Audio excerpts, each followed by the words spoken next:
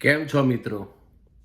જેમ શરીરને તંદુરસ્ત રાખવા માટે વ્યાયામની જરૂર હોય છે, તેવી જ રીતે મન અને આત્માને શુદ્ધિકરણ માટે સ્વાધ્યાયની પણ જરૂરી હોય છે. હા મિત્રો, જેમ શરીરને જો તંદુરસ્ત રાખવું હોય તો આખા દિવસની અંદર થોડો ઘણો વ્યાયામ કરવો પડતો હોય છે.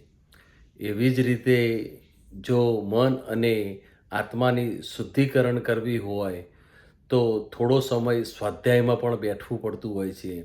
એટલે કે તમે પૂજાપાઠ કરતા હો, કાં તો જે તમે માતાજી કાં તો જે બી ભગવાનને માનતા હો, એનો થોડો થોડો સમય પણ જો એનો સ્વાધ્યાયમાં લગાવવામાં આવે તો તમારી મન અને આત્માનું શુદ્ધિકરણ થતું હોય છે. એટલા માટે જ કહેવામાં આવ્યું છે કે શરીરને જો તંદુરસ્ત રાખવું હોય તો વ્યાયામ જરૂરી છે અને મન અને આત્માને શુદ્ધ રાખવું હોય તો પૂજાપાઠ કાં સ્વાધ્યાય જે તમે રોજિંદુ કરતા હો એ કરતા રહેજો. Thank you.